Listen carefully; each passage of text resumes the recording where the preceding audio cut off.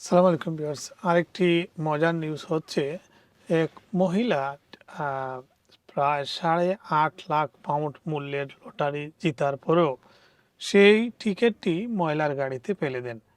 পরে 2 দিন চেষ্টার পর সেই টিকিটটি অক্ষত উদ্ধার করা হয়েছে এবং তিনি সেই টাকাটি ফেরত পান। এই ঘটনাটি ঘটে ইটালিতে। আহ, এক নারী ভুলবশত তার টিকিট ফেলে দেন। তিনি যে দোকান থেকে টিকিট কিনেছিলেন সেখানেই তিনি এই টিকিটটি চেক করান এবং তারা বলেন এই নম্বরে কোনো টাকা বা বিজয়ী হয়নি এই নাম্বারটি। পরবর্তীতে তিনি ঘরে চলে গেলে সেই তিনি যে নিয়মিত যে নাম্বারটি আহ, দাগ করতেন সেই নাম্বারটি লটারিতে লেগেছে তিনি দেখতে পারেন এবং সাথে সাথেই ফিরে আসেন সেই দোকানে। তিনি যাওয়ার আগে সেই টিকিটটি দোকানের একটি ময়লার ঝুড়িতে ফেলে যান। আর তিনি যখন বাড়ি থেকে ফিরে আসেন তখন আস্তে আস্তে সেই ঝুড়িটি পিনের গাড়িতে উঠে যান। সাথে সাথেই তিনি কর্তৃপক্ষের সাথে যোগাযোগ করেন এবং কর্তৃপক্ষ আন্তরিকতার সাথে প্রায় 2 দিন সময় লাগিয়ে সেই টিকিটটি অক্ষত অবস্থায় উদ্ধার করেন। সেই খবর যখন তিনি আহ, এই পিন কর্তৃপক্ষের কাছ থেকে পান তিনি আবেগে আপ্লুত হয়ে কেঁদে দেন।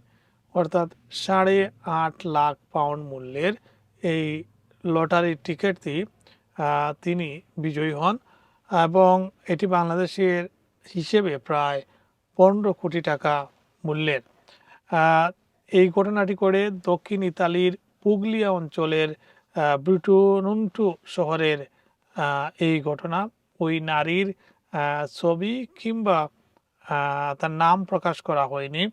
আর যে টিকিটটি লেগেছিল সেটি ছিল 2, 4, 8, 10 এবং 15।